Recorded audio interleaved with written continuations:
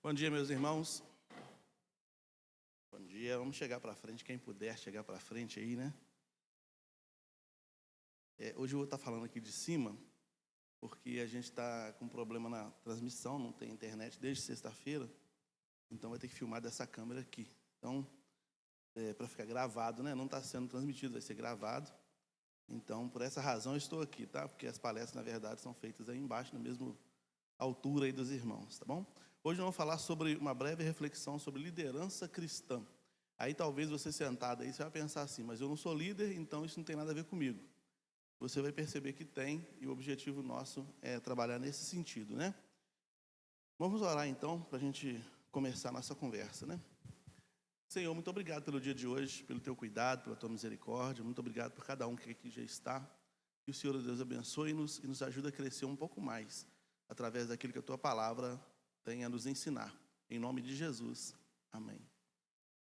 Então, hoje nós vamos falar sobre liderança e liderança cristã, né?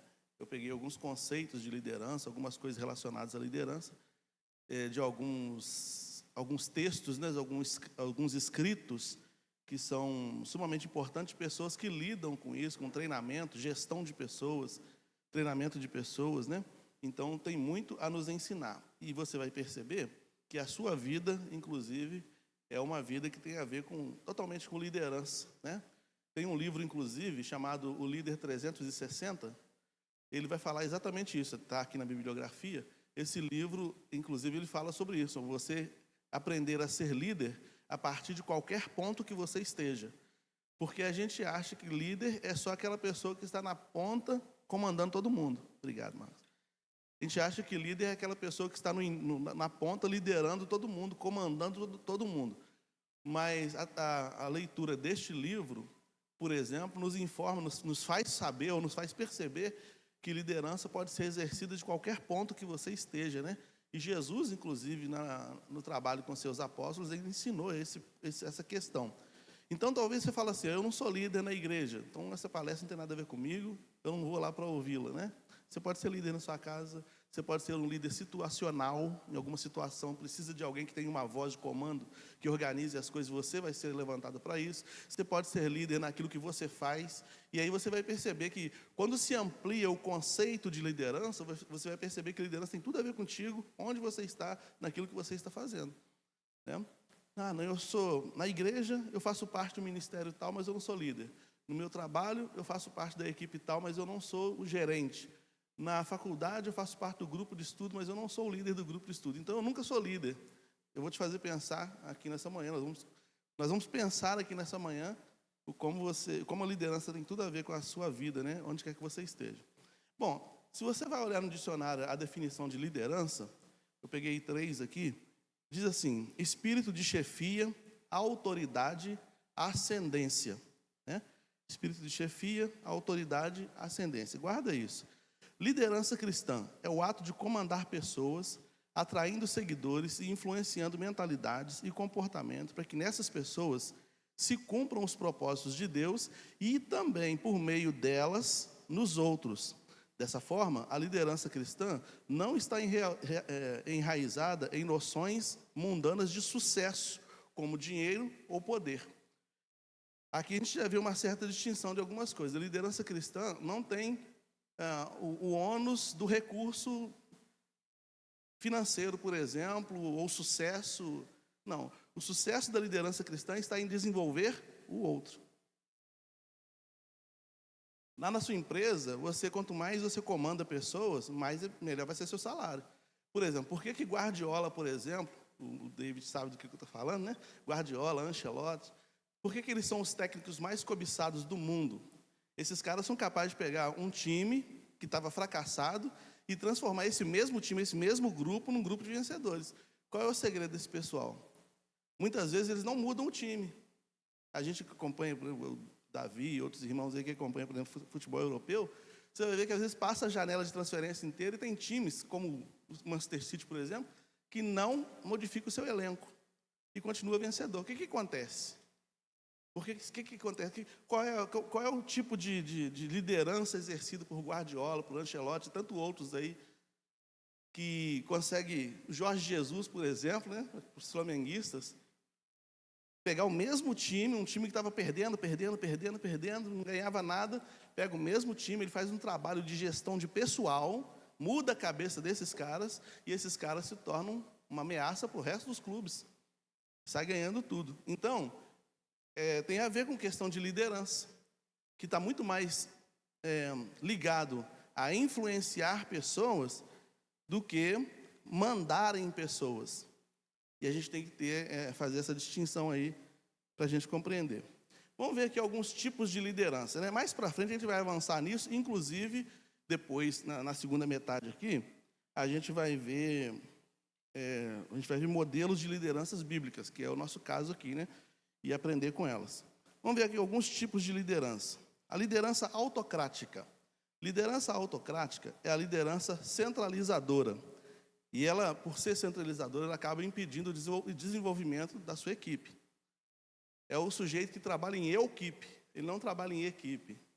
Então, ele é o líder, ele tem pessoas que são liderados dele, mas é só ele que executa. Quando ele dá alguma coisa para alguém fazer, já está mastigado, ele não deixa a pessoa desenvolver o pensamento, ele não compartilha a ideia, ele só compartilha o serviço pronto. Essa é uma liderança autocrática, né? Então, um ponto negativo, aliás, eu acho que muita coisa é negativa, mas o ponto negativo principal é que impede o desenvolvimento da equipe. A liderança democrática, ela valoriza as pessoas, as ideias, rumo ao objetivo.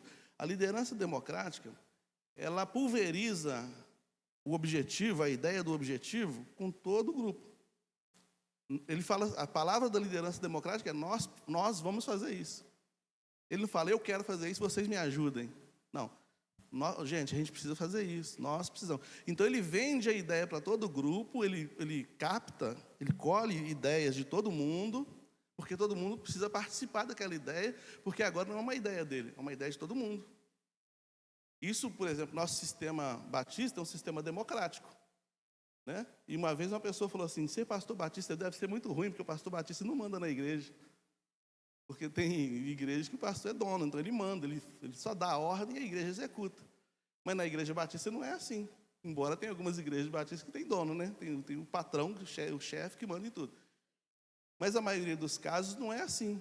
Ele discute com a liderança, ele discute, às vezes, dependendo do assunto, traz para a assembleia, para a igreja inteira ter a oportunidade de participar e apresentar ideias. Então, aí o membro da igreja ele tem orgulho, a satisfação de falar assim, nossa igreja está fazendo isso. Entende? Ele não vai falar assim, o pastor fez isso, o pastor da minha igreja fez isso, o pastor da minha igreja comprou um lote, o pastor da minha igreja comprou uma casa para a igreja. Não, ele não pensa assim, ele pensa, nós compramos um lote, porque ele está sendo parte daquilo, ele está participando. A ideia dele foi valorizada. Nossa equipe de louvor agora está desenvolvendo um trabalho assim, nosso grupo de evangelismo agora está fazendo assim. Então, o grupo inteiro tem participação, a liderança democrática. A liderança transformacional. A liderança transformacional, ela é um tipo de liderança que é exercida através do exemplo, visando a formação de novos líderes. Então, ela é exercida através do exemplo. A pessoa, porque na verdade o líder, mais para frente a gente vai ver isso, ele tem que ser um exemplo. Ele não tem que dar ordem. O objetivo dele não é dar ordem. Mas a transformacional é tipo assim, é para fazer você fazer as mesmas coisas que eu faço depois, quando eu não estiver mais aqui. E o líder transformacional, a eficácia da liderança dele é muito palpável, muito bem vista e facilmente perceptível quando ele está ausente e tudo que ele fazia continua reverberando, continua acontecendo. Significa que ele multiplicou a ideia, ele multiplicou a visão e as pessoas estão fazendo acontecer. E às vezes nem acontece do jeito que ele gostaria que acontecesse. E aí a gente vai ver um outro caso, que é o caso quando o líder ele é ciumento e ele chega e, vamos supor, eu sou líder do louvor, Cláudio, líder do louvor, porque eu já fui, na minha vida eu já fui líder de louvor. Aí eu saí de férias, sumi, fiquei 30 dias fora. Quando eu volto, o pessoal está tocando as músicas que eu tocava de outro jeito. Aí eu, não é assim que toca não, gente. Eu estou tirando a autonomia do pessoal, porque eu quero que seja do meu jeito. Ah, eu sou líder do evangelismo. Eu gosto de fazer evangelismo assim, assim, assim. Aí quando eu saí de férias, uma outra pessoa chegou e está fazendo de outro jeito, está dando certo. Não, mas aí não, desse jeito não pode. eu não estou praticando uma liderança transformacional. Eu estou querendo praticar uma liderança autocrática. Ou é do meu jeito, ou então não é. Entende? E isso, às vezes, dificulta o andamento de qualquer área, né? Seja no setor de igreja, seja na empresa, no meio corporativo, né? Acontece isso. A liderança liberal. Liderança liberal é exercida pelos liderados, sob a supervisão do líder mor. Então, a liderança liberal, ela acontece a partir de todo mundo, e o líder mor, ele ocupa uma posição que dentro do meio corporativo é chamada posição estratégica. Ele só coordena. A Bíblia, por exemplo, vai dizer que Jesus não batizava. Certamente que no início do ministério, ele batizava. Mas depois disso, ele não batizava. E aí a gente começando a pensar, se você perceber na história, né, no contexto, que muitos dos discípulos de Jesus já tinham sido discípulos de João, percebe? Eles estavam fazendo o que eles aprenderam com João, batizar. E Jesus só supervisionava. É isso aí, gente, pode continuar fazendo. Entende? Além dele dar autonomia para os seus liderados, ele multiplica o desenvolvimento da sua obra, né? E é uma liderança liberal. A liderança motivadora. Aquele que é o líder motivador, juntamente com seus liderados, eles trabalham juntos. Porque muitas vezes a pessoa que é líder, ele não põe a mão na massa. Ele não põe a mão na massa, ele só fica coordenando, faz isso. Tira aquela caixa ali, faz aquilo. Mas esse tipo de liderança, que é a liderança motivadora, o líder, ele põe a mão na massa, ele trabalha junto com os seus liderados. Mais para frente a gente vai ver um negócio interessante sobre essa questão aqui de fazer multiplicação de liderança, né? Até porque isso é importante para tudo que é importante para a gente. Mas especificamente o seguinte: a nossa igreja é uma igreja que tem como característica liderança. E tem muitas lideranças novas surgindo, inclusive dentro de grupos como adolescentes, por exemplo. Pessoas que a gente percebe que tem potencial de liderança. Então, a gente tem que ir lapidando esse estilo de liderança para que a obra continue avançando, né? A liderança coach. Hoje essa palavra está na moda, né? Os coaches, né? E tem até problema com os psicólogos, às vezes. Porque o coaching, ele faz um trabalho terapêutico, de desenvolvimento pessoal, mas ele não tem a formação em psicologia. Às vezes o cara leu um livro e já é um conselheiro, já vai motivando pessoas, enquanto um psicólogo fica 5 anos na faculdade. Isso tem dado uma certa confusão. Mas, veja bem, isso tem a ver com o que eu vou falar daqui para frente, daqui em algum momento, que é a questão da mudança do mundo. Né? Se a gente não acompanhar como o mundo está mudando, a gente fica para trás. Né? O mundo está mudando. Hoje as coisas são mais curtas. Você não tem paciência. Você está assistindo aqui, mas depois se colocar no YouTube essa palestra, ela tiver 1 hora, você não vai assistir, não. A não ser que seja na velocidade 2. Né? Mas então você vai assistir assim, você assiste videozinho de 10 minutos. Por que os videozinhos de 10 minutos estão dando mais dinheiro do que as grandes produções de 1 hora, 2 horas, podcasts de 3 horas? Ninguém assiste. O cara faz um podcast de 3 horas e faz vários pedacinhos dele de 10 minutos, 5 minutos, fragmenta ele todinho para você assistir. Porque se você não assistir ao vivo, depois você não assiste nunca mais. Então, por causa disso também, muitas pessoas procuram fazer cursos de coach, porque, embora alguns sejam caros, mas são mais curtos, mas já coloca o cara no mercado de trabalho. É certo, eu não estou trabalhando na questão moral, eu quero trabalhar na questão prática. Né? Questão prática. Então, a liderança coach, por exemplo, ela ajuda os liderados presta atenção nisso, ela ajuda os liderados a identificar os seus problemas e o objetivo, e traçar um caminho para alcançar esses objetivos. Essa é a liderança coach. E aí, eu recebi um e-mail, foi mandado para vários pastores, eu recebi, sobre algumas coisas que têm acontecido em grandes centros. Muitos pastores têm ido em prédios de comerciais, tipo Alberganime, os prédios comerciais. Ele aluga uma sala ali para ser um pastor coach. Ele não pastoreia uma igreja, ele fica com a porta aberta, e nessas prédios que são empresariais, tem várias empresas nesse prédio, A pessoa que quiser um atendimento pastoral, coach, vai lá. Então, lá ele vai ajudar o cara a identificar os problemas dele. Ele é um pastoreio, como é que foi falar? Como é que é a palavra mesmo? Personalizado. Ele falou assim, o pastor do século XXI tem que ser personalizado. Esse negócio de você ficar na igreja falando para um grupo de pessoas, as igrejas estão ficando vazias. O pessoal precisa ser pastoreado de forma personalizada. Então, tem pastores fazendo isso. O cara aluga uma sala, ele é pastor, ele aluga uma sala e fica ali, faz atendimento de 1 hora, 1h30, o tempo que o cara tem, sai da empresa rapidinho, vai lá, eu vou ali ser pastoreado, rapidinho ali.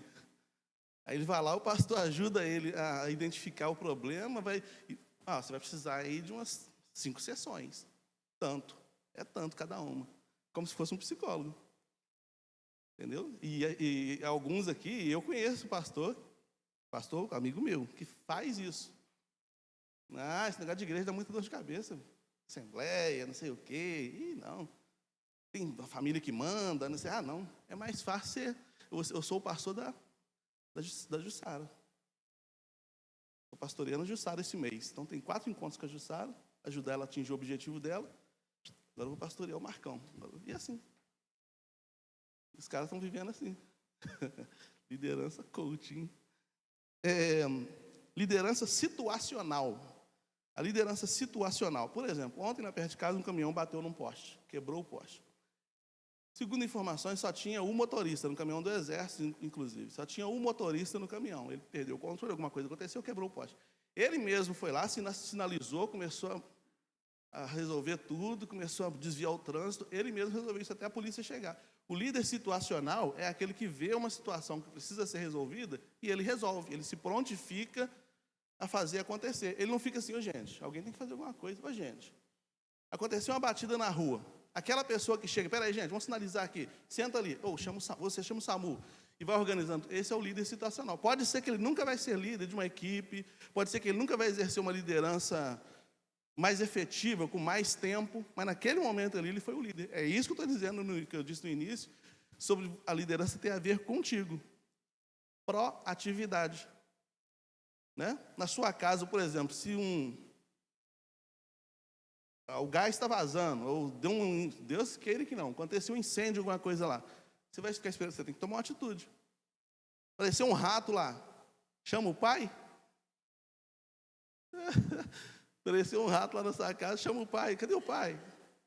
Não, é alguém que está lá dentro dessa casa lá que vai ter que tomar uma atitude de liderança, de controle da situação.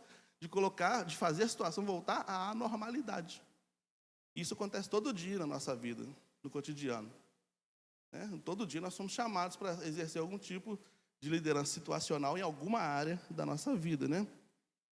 Liderança servidora, essa Jesus exerceu bem. Ele exerceu muita coisa aqui, mas liderança servidora. Ela ajuda os liderados a melhorarem as suas performances. Suas necessidades ficam em segundo plano. Então, o líder que exerce liderança servidora, ele está sempre em busca de pessoas que ele vai aperfeiçoar, inclusive para ocupar o lugar dele. Então, ele tem um grupo de pessoas, e aí já pega mais para pessoas que têm liderados. Você tem porque, na verdade, líder precisa de liderados. Você tem um grupo de pessoas, você está sempre observando nesse grupo pessoas que têm o perfil para tocar o serviço para frente. E a liderança ela tem que se preocupar com isso. O meu trabalho não pode morrer quando eu morrer. O meu trabalho tem que perpetuar. Eu estava conversando com um pastor aqui, recentemente, e a gente estava falando sobre 2 pastores aqui de Juiz de Fora.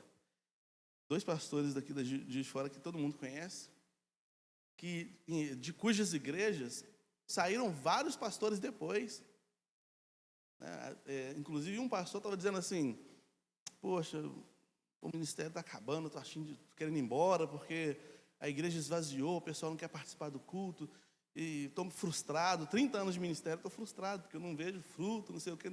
Aí alguém falou com ele assim, deixa eu te falar uma coisa, do seu ministério ao longo desse tempo, saíram mais de 8 pastores, você acha que o seu ministério foi frustrado? Porque às vezes a gente quer dizer que alguma coisa é sucesso ou é frustrado, a gente faz essa avaliação a partir do número de pessoas que tem. Não, Jesus falou assim, uma pessoa vale mais que o mundo inteiro. Então, a liderança servidora, ela está preocupada em aperfeiçoar um. Ela trabalha esse um. Se esse um ficar bom, o trabalho vai seguir. Quantas pessoas Barnabé ganhou para Jesus? Não fala, né? Mas fala que ele ajudou Paulo a se desenvolver na fé. Olha o que aconteceu com Paulo depois. Entende? Então, esses são alguns estilos de liderança, né? Agora vamos falar um pouquinho sobre, só passar por cima aqui, sobre níveis organizacionais. E aí você também pode se situar aí no sentido de liderança. Níveis organizacionais. Você tem o nível estratégico, o nível tático e o nível operacional. De baixo para cima, o nível operacional é o que leva todos os planos da organização, seja ela uma empresa ou uma igreja, leva à execução. É o pessoal que põe a mão na massa e faz acontecer. Esse é o operacional. O nível tático é o que desdobra a visão principal, né, e distribui essa visão principal entre as pessoas, né? E o nível estratégico é o que orienta a visão. Então, por exemplo, isso acontece muito no meio corporativo, nas empresas acontece isso, né? Você tem o CEO, né? CEO, que é o gerentão da empresa. Então, esse gerentão da empresa, ele não se reúne com o nível operacional, ele se reúne com o nível tático. Ele está no nível estratégico. Ele que faz os contatos, ele que tem todo um processo ao redor dele para que a visão que ele tem com relação àquele grupo, para que esse grupo se desenvolva. E ele passa essa visão para o nível tático, que são os seus líderes. É como se fosse o dono da empresa, que comunica com os gerentes de setores, e esses gerentes de setores conversam com o operacional, que são as pessoas que trabalham na linha de produção. Olha, a partir de agora, olha, então o gerente de setor, vamos pensar aqui, tem muitos professores na igreja, né? Então, por exemplo, o gerente de setor de uma escola, por exemplo, será o diretor da escola. Esse diretor da escola tem contatos que os professores não têm. É ele que vai ter contato com o MEC, ele que tem contato com a dona da escola, ele tem contato com o Ministério da Educação. E a partir das coisas que ele recebe, ele faz uma reunião com os professores, passa para os professores, e os professores passam para os alunos. Então, essa é a questão, só para a gente visualizar, a questão do nível estratégico, tático e operacional. Entendeu? É interessante que um líder, que é líder de grupos, é interessante que ele se posicione na condição de líder estratégico. Por exemplo, aqui na igreja, a Renata, líder do Ministério Infantil.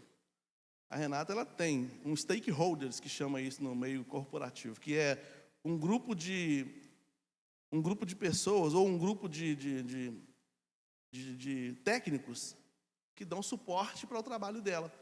Por exemplo, se no Ministério Infantil chegar uma pessoa que tem problema, por exemplo, com TDAH, ela conhece pessoas que trabalham na área de TDAH que ela pode encaminhar. Ela conhece psicólogos que ela pode encaminhar. Ela conhece pedagogos que pode encaminhar ali. Então, é o stakeholders, é aquele grupo de pessoas. Por exemplo, eu sou o pastor da igreja. Se na igreja aparece alguém com um problema psicológico, eu não sou psicólogo, mas eu tenho que conhecer gente para eu indicar. Olha, eu procuro psicólogo tal. Esse é o nível estratégico, onde você está numa posição privilegiada, entre aspas, onde você vai fomentando o acontecimento das coisas, fomentando a visão. E o nível tático vai pulverizando isso para que o operacional faça acontecer, né? Agora vamos aqui na questão de... observando duas palavras, né? A autoridade e autoritarismo. A autoridade, ela é conquistada pelo exemplo ou pelo cargo, mas mais pelo exemplo. Você, diante de uma pessoa que você sabe que sabe fazer, uma pessoa que tem um pouco mais de bagagem que você para e pensa, eu tenho que ouvir o que esse cara tem para falar. Eu tenho que ouvir o que ele tem para falar. Esse carisma que ele exala te constrange a ouvir. Eu tenho que ouvir o que ele tem para falar, porque ele, para mim, é um exemplo nessa área que eu me permito ser liderado por ele, porque ele sabe o que ele está falando. Né? No meio corporativo, muitas vezes você obedece o patrão porque ele paga o seu salário. Você pode até não concordar com ele, mas mandou fazer, ele paga no final do mês, cai na minha conta mesmo. Então, você obedece assim. Mas na igreja, o autoritarismo perdeu muita força, né? Inclusive, nos meados dos anos 80, quando você tem a queda da ditadura militar. Quando você tem a queda da ditadura militar, porque antes disso, da queda da ditadura militar, tudo era ordem. Então, por exemplo, dentro da nossa observação aqui que tem a ver com a igreja, pastores mandavam em pessoas. Líderes espirituais, pastores, padres, mandavam em pessoas. Falava para o dono de uma casa, por exemplo, passar a escritura da casa dele para a igreja, dar o lote para a igreja, o cara fazia. Na base da força. E eu estava escutando um pastor de uma igreja grande, uma igreja muito grande, inclusive mundialmente falando, e ele disse o seguinte: como a nossa igreja nunca precisou ter doutrina. Ela só tinha a força da fala do pastor. Eu não quero que você tenha televisão em casa. Acabou. Ninguém tinha. Eu não quero que mulher use calça. Acabou. Pastor não quer, não vamos discutir, não vamos pensar nada disso. Só que quando você tem a queda do regime militar, o autoritarismo foi perdendo força. E aí, houve uma necessidade, tem havido uma necessidade ainda hoje, de que os líderes liderem a partir da autoridade, não do autoritarismo. Se eu gritar, eu sou seu pastor, se eu gritar contigo, você muda de igreja e pronto. Se eu falar contigo assim, paga a escritura da sua casa, passa para o nome da igreja. Você muda de igreja e pronto. Um tempo atrás acontecia isso. O cara obedecia, pronto, o pastor falou. Por isso que tem igrejas milionárias dessa época, muita igreja milionária que pegou o dinheiro do povo assim. Mas hoje em dia você tem o autoritarismo, que é a autoridade, que é o exemplo. Então, por exemplo, você pega uma criança hoje de 7 anos de idade, 6 anos de idade, que é a idade da Helena, né? 6 anos. E você fala assim, Helena, você não pode usar essa blusa. Ela pergunta, por quê? Com 6 anos. Você com 12, você que tem mais de 30 aí, ó, com 12 anos, seu pai fala, não quero que você faça isso. Acabou. Você não tem que perguntar por quê, não. Porque eu sou seu pai, fim de conversa. Hoje não, mas por quê? A Helena pergunta, por quê? E aí? E aí, meu irmão Ezequias, como é que a gente faz com isso? E aí você tem que... autoridade. O autoritarismo perdeu força.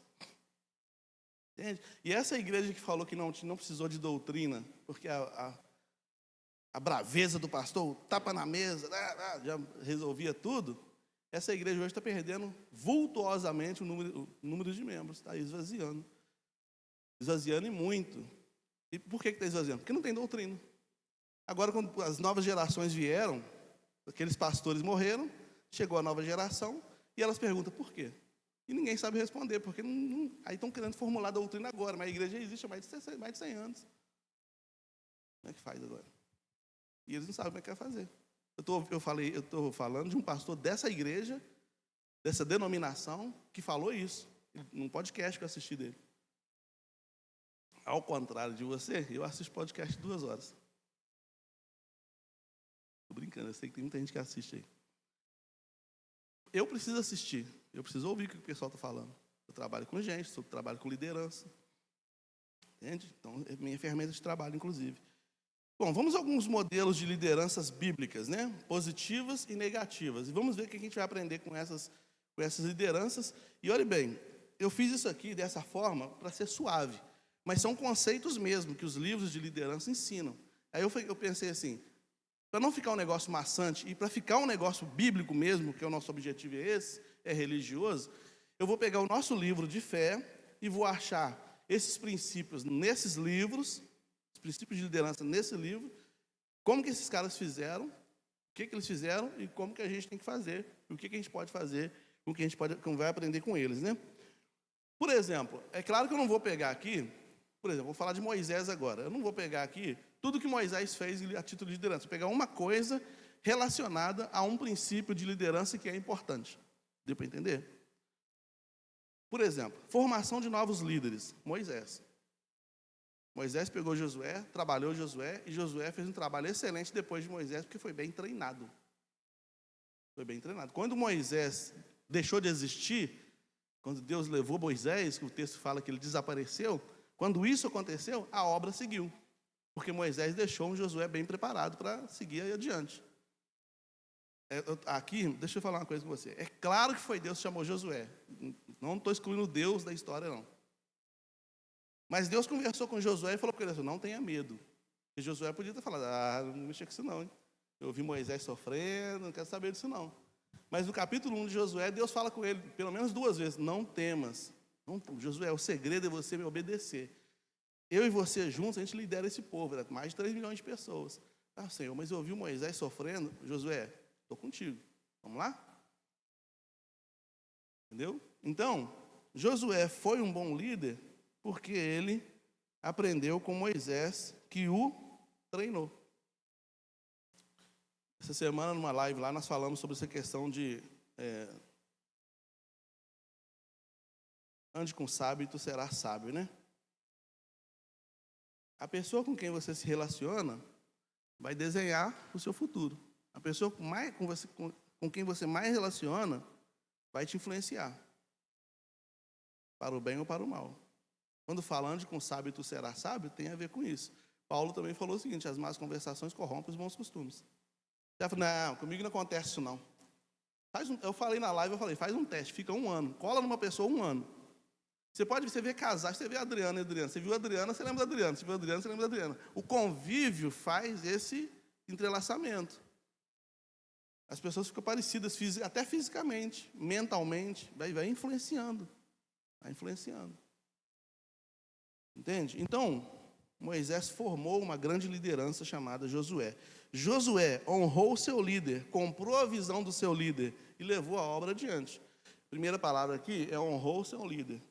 Para você ser um bom líder, seja um bom liderado. Se você é um péssimo liderado, você não vai ser um bom líder. Você vai ser um déspota, você vai mandar em todo mundo, você vai querer obrigar, você vai fazer um montão de coisa. Mas obedeça o seu líder.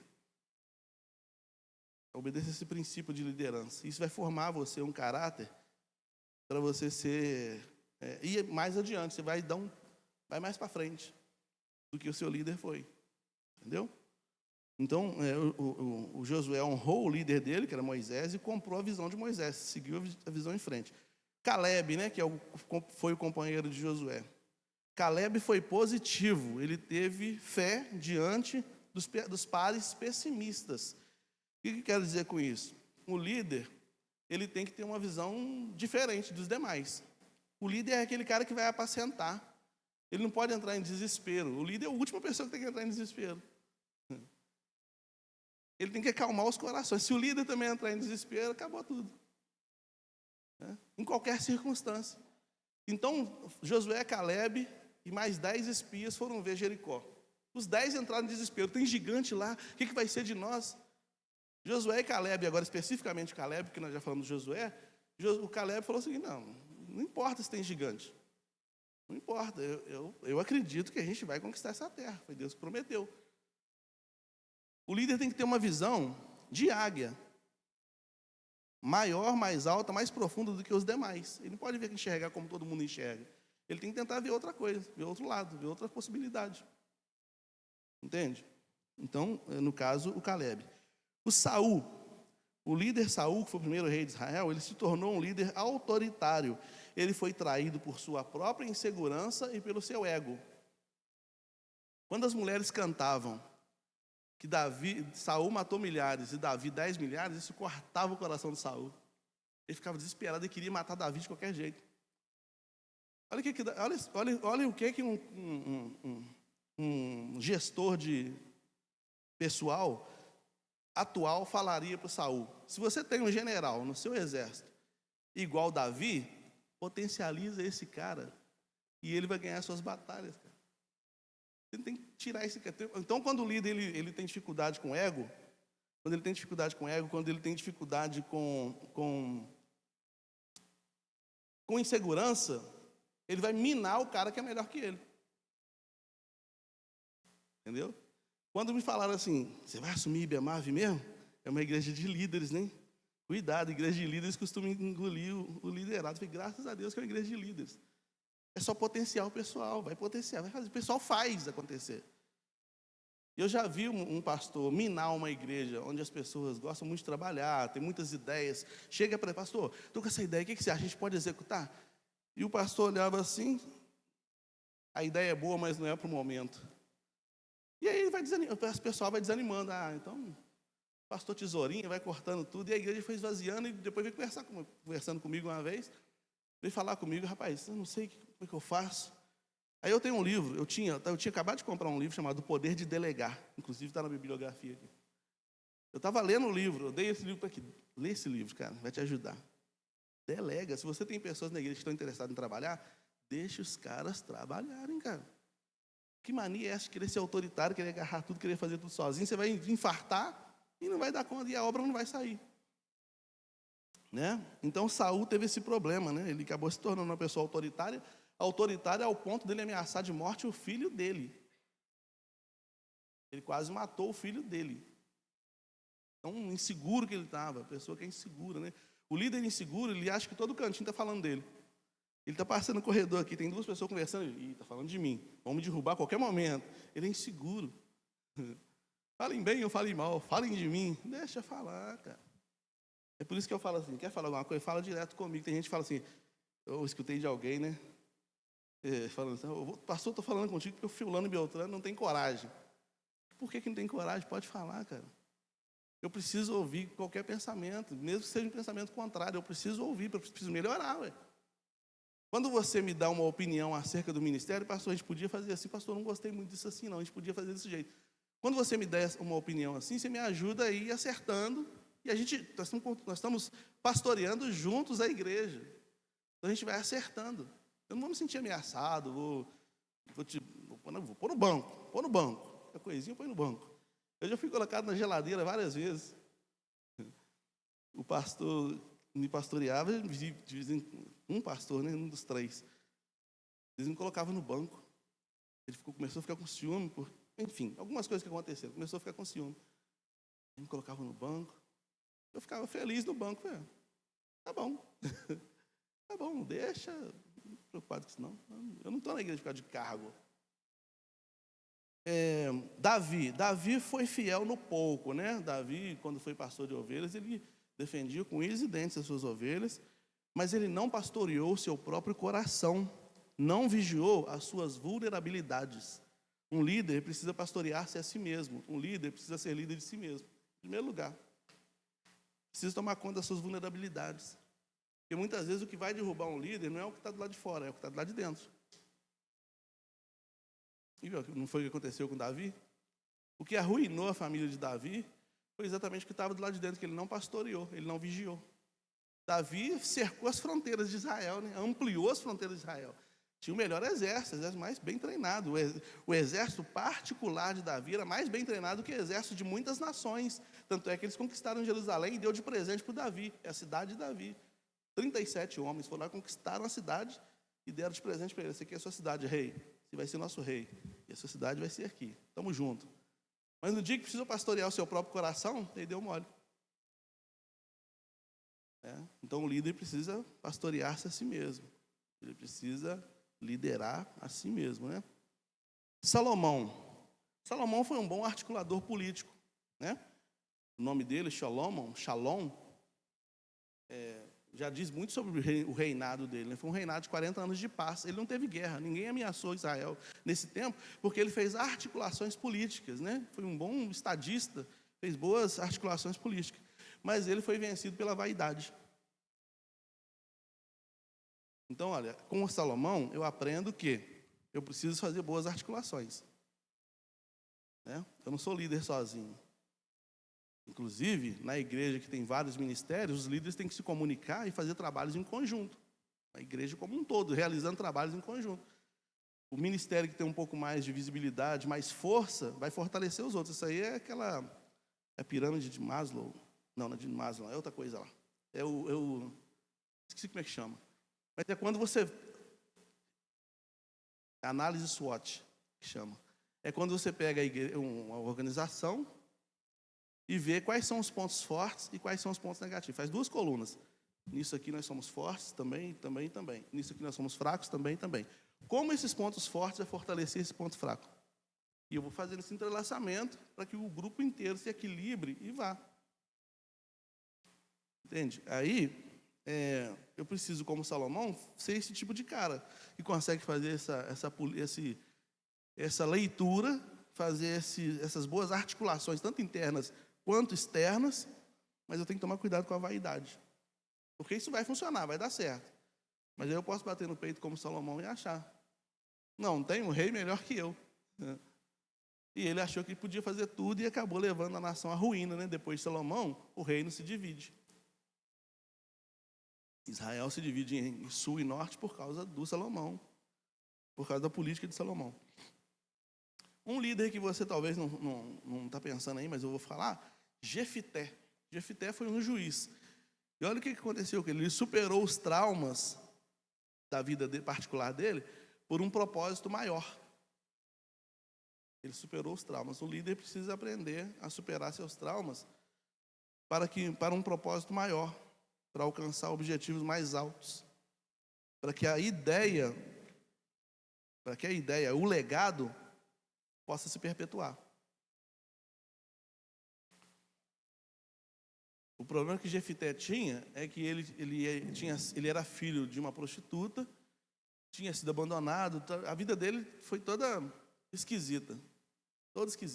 Mas o dia que eles precisaram de uma liderança, ele pastoreou tão bem o seu próprio coração, que quando o povo de Israel precisou de uma liderança, lembrou de Jefité. Rapaz, o Jefité ia encaixar direitinho nesse momento aqui, né? Aí o Jefité foi lá e liderou o povo. Mas como que ele liderou esse povo? Ele não jogou na cara. Vocês me mandaram para fora de casa. Vocês lembram que eles mandaram para fora da cidade? Não me queria aqui porque eu era filho de prostituta, não sei o quê. Não, agora vocês se viram para lá. Não, o propósito é maior. Eu vou livrar o meu povo.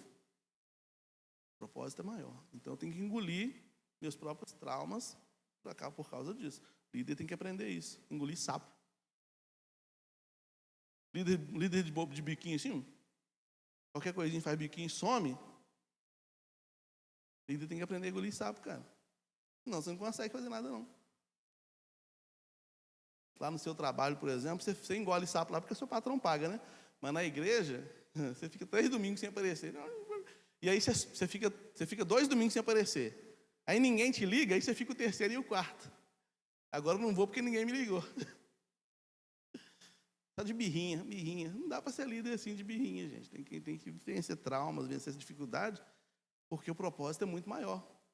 Eu não estou na igreja por causa do fulano. Eu não estou na igreja por causa do pastor, por causa do Beltrano. Já falei, não precisa me amar, não. Eu não estou na igreja. Eu estou na igreja porque eu recebi de Deus uma missão na igreja. A minha missão na igreja é ser líder dos intérpretes. A minha missão na igreja é ser líder da juventude. A minha missão na igreja é ser líder dos adolescentes. A minha missão na igreja é ser promotor de missões. Eu não estou lá por causa do fulano, eu estou porque Deus me chamou para estar lá. E foi ali que Deus me chamou para fazer. Então, por causa disso, por causa do propósito maior, eu vou tocar para frente a obra que eu fui chamado para fazer. Entende? Elias. Não, antes do Elias. Tem 2 juízes ainda aqui. Sansão. O líder Sansão não levou a sério a sua própria posição de liderança. Ele não levou a sério a liderança dele. Ele foi traído por causa disso. Brincava demais. Brincou demais, falou demais, se deu mal, né? Liderança cristã, a gente tem que levar a sério a chamada que Deus nos fez, né? O Gideão, esse Gideão aqui tem muito a ver com os dias atuais. Eu pensei muito sobre ele. O Gideão, no tempo do Gideão, estava acontecendo uma crise do seguinte: a política internacional, os países vizinhos, principalmente os midianitas, estavam invadindo Israel para roubar trigo. E trigo é a base da alimentação de Israel. Né? Eles estavam indo lá para pegar toda a produção de trigos. Aí o Gideão pensou, gente, eu tenho que salvar minha família. E o Gideão era o mais novo da família. Por isso que dá para liderar em qualquer posição que você esteja, né? Não foi uma resolução, não foi uma coisa que partiu do pai do Gideão. Não, partiu do Gideão, que era o mais moço, o mais jovem da sua casa. Ele falou, gente, se eu não fizer nada, minha família vai morrer de fome. Estão roubando os trigos todos.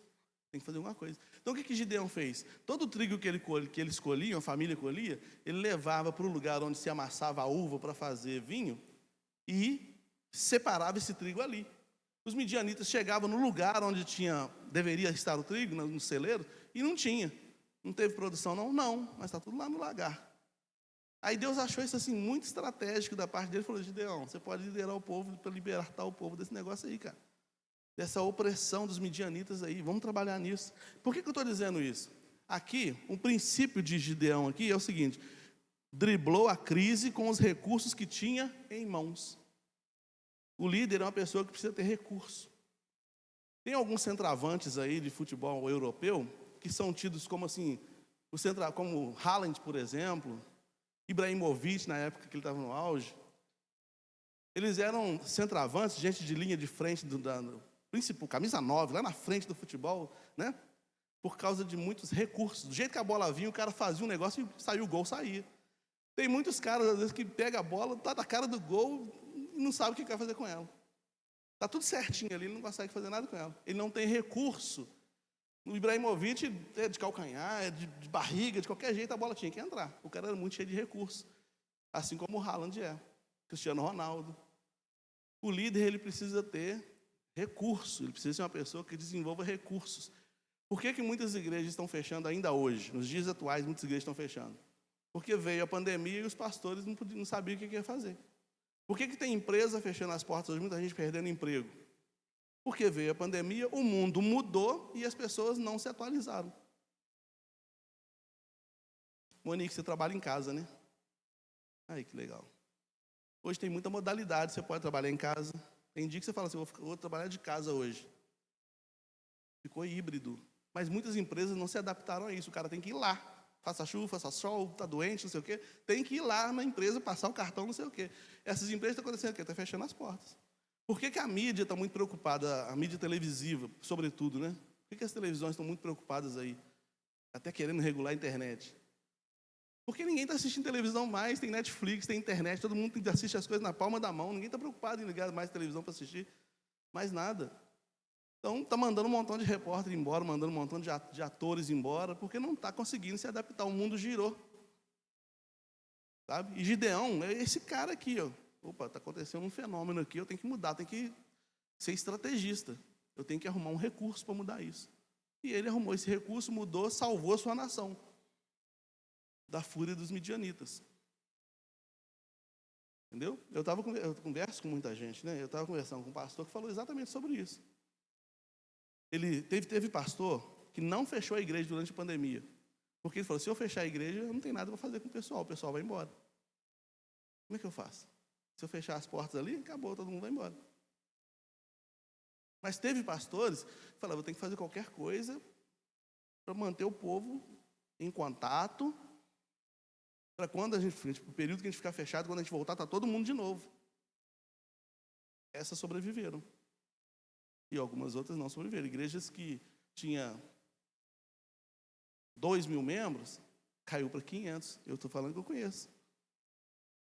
Caiu para 500. Porque não houve da parte da liderança, estou falando de igreja porque é a igreja nosso assunto aqui.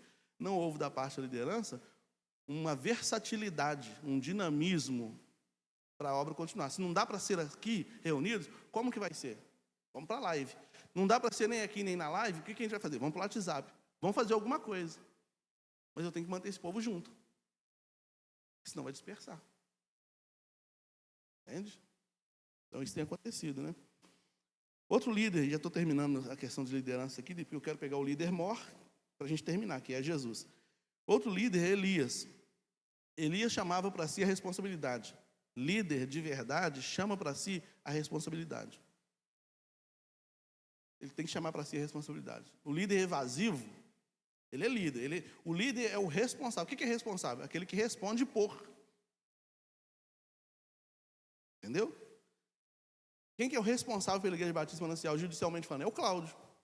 Então aconteceu uma coisa aqui dentro da igreja aqui, quem vai na justiça sou eu. Não, eu sou responsável, aconteceu isso lá na minha igreja mesmo. Eu tenho que me posicionar, eu tenho que me responsabilizar, eu tenho que chamar para mim a responsabilidade. E você, como líder, também tem. Né? Você também tem que chamar para si a responsabilidade. E Elias chamou. Elias falou o negócio seguinte, gente. Escolha agora quem vocês vão servir. Ou é Baal ou é o Senhor Jeová. Vamos conversar sobre isso aqui. Ele se colocou como defensor de Jeová, advogado de Deus. E ele vai jogar isso na cara de Deus, né? O Senhor não protegeu ninguém, eu fiquei lá defendendo o Senhor sozinho lá, ó, e agora Jezabel quer me matar. Aí Deus falou com ele: Elias, deixa eu te falar uma coisa. Você não ficou sozinho, não. Tem 7.000 ainda que você não sabe. Mas ele tomou responsabilidade para ele. Eu estava lá, eu botei minha cara lá, Senhor. E aí, não vai me proteger da Jezabel, não? Não, mas tem mais 7.000 lá. Os caras não não chamaram a responsabilidade como você fez. Mas eles estão lá também, batendo firme. A sua movimentação teve mais visibilidade. Você desafiou os caras. Você chamou os profetas e desafiou os caras lá. Mas eles também estão lá, e não se curvam diante de Baal de jeito nenhum. O Eliseu também é um tipo de liderança, e é o último dessa linha aqui. Uma coisa nele, né? Ele mantinha comunhão com Deus na intimidade. Um líder cristão precisa manter comunhão com Deus na intimidade. Uma vez que eu assumo a liderança, eu preciso ser íntimo de Deus, porque eu tenho que enxergar, eu tenho que receber informações. Olha só, a igreja não é nossa, a igreja não é minha. O ministério que você exerce não é seu. A liderança que você exerce não é sua. De quem que é? É de Deus. Então eu tenho que saber dele o que ele pensa. Qual o direcionamento, Senhor? O que eu vou fazer agora? Para onde que a gente vai? O que a gente vai fazer? Eu tenho que buscar ele lá para saber. Sabe quem fazia isso? Jesus. Jesus fazia isso. Jesus passava largas horas, madrugadas inteiras em oração. E olha que a gente pensa, Jesus podia fazer o que ele quisesse. Não, ele falou: o que eu faço, não faço de mim. É o Pai que me manda fazer, as coisas que eu falo, Ele que me manda falar. Eu sou só um porta-voz. A coisa flui mais leve quando a gente passa para quem de direito a responsabilidade do comando. Né? Agora vamos pegar aqui para finalizar a figura de Jesus como líder mor, né? Jesus ensinava pelo exemplo. Por exemplo, ele ensinou a orar orando. Agora sim, Lucas. Põe Lucas, seu xará aí, Lucas 11, versículo 1. Lucas 11, versículo 1. Vamos ver o que diz o texto. É o Lucas ou o Zeca? Meu amigo Zeca. Ei, Zeca. Olha lá, ó. E aconteceu que, olha, presta atenção nesse texto. E aconteceu que, estando ele a orar num certo lugar, quando acabou, lhe disse um dos seus discípulos: Senhor, ensina-nos a orar, como também João ensinou os seus discípulos. Presta atenção nesse versículo. Os discípulos estavam assim, reunidos junto com Jesus. Aí Jesus falou: dá licença, gente. Foi ali para orar. Eles ficaram olhando. Olhando Jesus orar. Quando ele terminou de orar, eles falaram: Senhor, ensina a gente a fazer isso também. João ensinou os discípulos, ensina a gente a orar também. Então, primeira coisa que a gente vê, ele fez para que eles vissem. Eles viram. Aí instigou a vontade de também querer. Versículo 2 até o versículo 4. Olha lá. E ele lhes disse: quando orares, dizei: Pai nosso que estás no céu, santificado seja o teu nome, venha o teu reino, seja feita a tua vontade, assim na terra como no céu. Dá-nos a cada dia o nosso pão cotidiano e perdoa os nossos pecados, pois também nós perdoamos a qualquer que nos deve, e não nos conduzas à tentação, mas livra-nos do mal. Nesse momento, ele faz com eles. Então, no primeiro momento, ele fez para eles verem. No segundo momento, ele fez junto com eles. E depois, a partir do versículo 5 até o versículo 13, e aí a gente não vai ler, mas ali ele já começa a falar com eles o seguinte: olha, peçam também, busquem também. Então, o líder, nessa perspectiva que eu estou falando aqui, o líder precisa fazer para o liderado ver, fazer junto com o liderado e depois supervisionar o liderado fazendo. E é assim que a gente multiplica o trabalho. É assim o princípio, inclusive, do discipulado. Você vai na casa de uma pessoa fazer um discipulado com ele. Então você ensina aquela pessoa a palavra, depois você vai com ela para ensinar uma terceira pessoa, depois você deixa ela sozinha ensinando a outra pessoa e você parte para outra. E é assim que vai multiplicando o trabalho de discipulado na igreja. Entende? Jesus foi submisso à missão, viveu uma chamada hierarquia funcional, né? Lá em Marcos 14, versículo 36. Marcos 14, 36, por gentileza, Zeca.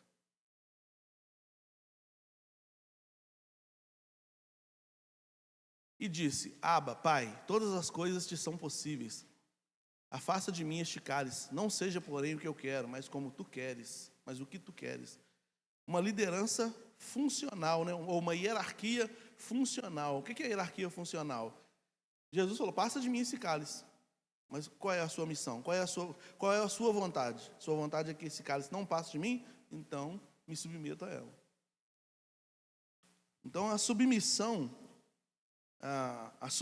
de Jesus ao Pai demonstra hierarquia funcional. A submissão do líder, do liderado ao líder, e até de um líder a outro líder, também demonstra uma hierarquia funcional.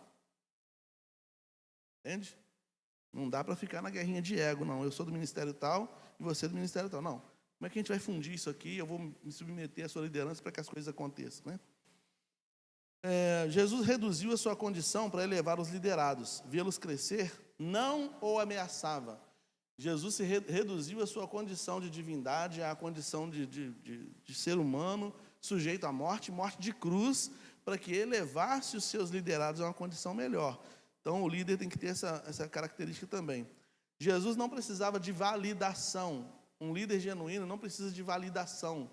Só faz as coisas se receber elogio. Se não receber elogio, nunca mais eu faço. Não precisa de validação. Faz porque a obra tem que ser feita mesmo, né?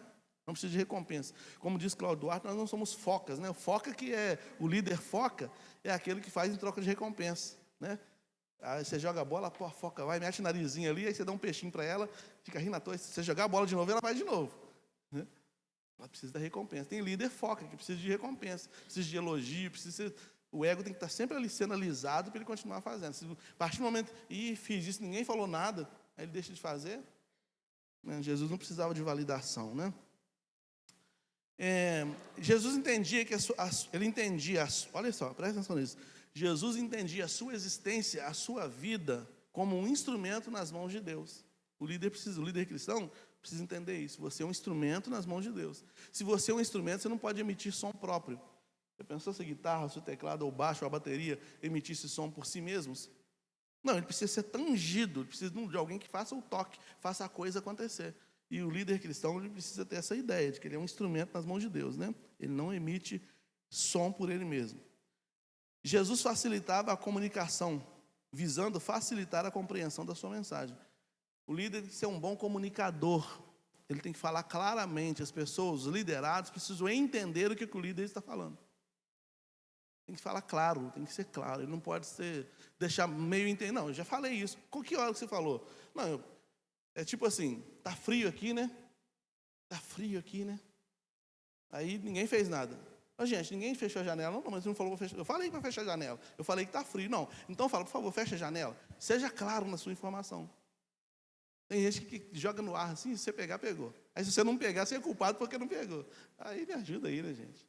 Estou falando para as mulheres aí, tá? E acho que os maridos não entendem nada. Claro, vocês não falam nada com a gente.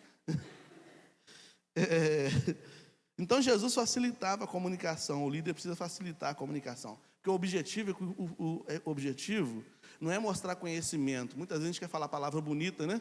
Não, o objetivo não é mostrar conhecimento. O objetivo é fazer com que os liderados entendam a missão, entendam a comunicação. Jesus fornecia recursos para o desenvolvimento pessoal de seus discípulos, né? O líder ele precisa fornecer recursos para desenvolvimento pessoal dos seus liderados, né? Jesus se abria com os mais próximos. Na multidão de conselhos, a sabedoria, diz a Bíblia, né? Jesus chamou Pedro, Tiago e João num cantinho, batia um papo com eles, se abria com eles. A gente precisa também disso aí, né? O líder não pode viver como uma ostra, né, fechado, ele tem que se abrir. Jesus acolhia, repreendia e responsabilizava as pessoas sem deixar de amar essas pessoas. Quando ele falou com Pedro assim, afasta de mim, Satanás, ele repreendeu Pedro, mas ele não deixou de amar Pedro. No outro momento ele falou, Pedro, apacenta meus cordeiros. O líder tem que falar. No primeiro momento, o liderado vai fechar a cara. Vai ficar com raiva de você uma semana. Aí você deixa ele lá. Deixa ele lá. O cara fica carinha fechada. Enquanto você manda uma mensagem, tipo assim, bom dia, não vai te responder. Deixa lá, deixa estar de birrinha, deixa ele lá. É o processo do amadurecimento, do crescimento. Ele vai desenvolver, ele vai sair dessa. Você precisa deixar bem claro que você precisa dele. No seu grupo de liderados, você precisa dele. O seu trabalho não se realiza sozinho, você precisa dele. Mas ele precisa de correção, você está vendo mais do que ele. Você é o líder. E como líder, você tem mais informações que ele não tem. E você nem precisa compartilhar essas informações com ele. Você só precisa falar, não é bom que a gente faça assim. Ah, mas eu quero. Mas não é bom. Aí você vai mostrando e daqui a pouco chega no lugar. E a coisa funciona e fica legal. Fica bom, tá? Com os demônios, Jesus dava ordem. Com as pessoas, Jesus apelava para a consciência. Né? Ele fala assim, ó, se você tiver fé, se você orar, se quiser andar comigo, ele apelava para a consciência, se você quiser. Para o diabo ele mandava sair logo, ele dava ordem. Ele nunca falou com Pedro, anda comigo, Pedro. Não. Faz isso, Pedro. Não. Pedro, se você fizer, você vai ver um resultado. Se você crer, você vai ver a glória de Deus. Ele apelava para a consciência. Visando o desenvolvimento daquela pessoa. Né? Pedro se tornou o grande Pedro que foi por causa disso. Jesus não negligenciava no aprofundamento da sua espiritualidade. Apesar de ter uma vida muito agitada, cheia de compromissos, Jesus sempre tirava um tempo, às vezes noites inteiras, de oração. Às vezes ele teve um dia agitado, mas a Bíblia diz assim, que tem momentos que fala, né, que ele teve um dia agitado, saiu daquele dia, foi para o monte, e de madrugada estava orando ainda. E no dia seguinte, o dia agitado de novo. A gente às vezes faz um negócio num dia, né? Ah, vai ter um congresso na sexta. A gente vai no congresso da sexta. Aí não dá para ir no domingo, eu estou cansado. Sexta eu fui no congresso. Né? Não, eu tenho que fazer isso e aquilo ali também. Tudo faz parte do crescimento. Você tem congresso todo dia? Não, então está valendo.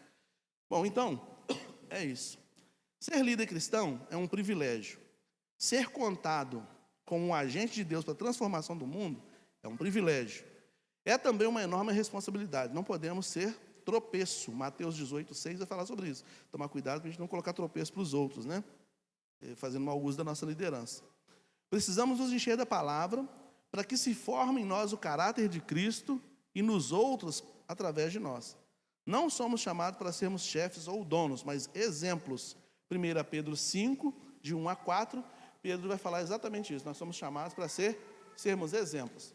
Então, que o Espírito do Senhor da obra nos capacite para sermos achados como bons obreiros e obreiros aprovados. Amém? Espero ter ajudado. Depois eu vou disponibilizar esse material para quem interessar. A gente disponibiliza para a gente conversar um pouco mais a respeito. Nós estamos chegando ao final desse processo de palestras, né, que visa novos direcionamentos para a igreja. A última delas será domingo que vem, primeiro domingo, às 9 da manhã, com a irmã Virgínia. Então, ele estará conosco aqui a partir das 9 da manhã, trazendo uma palestra sobre escola bíblica dominical, né? Então, vai ser a última, depois a gente vai voltar às atividades normais da escola bíblica com as classes, tá? Mas ali a gente precisa ela vai falar sobre as mudanças, né, que a gente precisa saber sobre escola bíblica dominical, como adaptar a elas para a igreja se desenvolver, tá bom? Deus nos abençoe. E agora vamos partir para o nosso culto ao Senhor, né?